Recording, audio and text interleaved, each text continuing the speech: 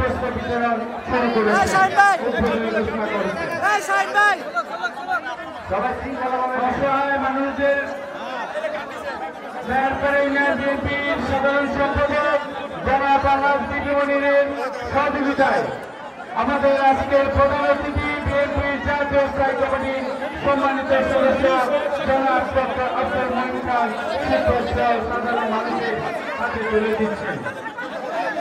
আমাদের মহাবন্ধের আহ্বান করবো আব্দুল মঈন খান শিশু বাচ্চাদের হাতে তুলে দিয়েছেন।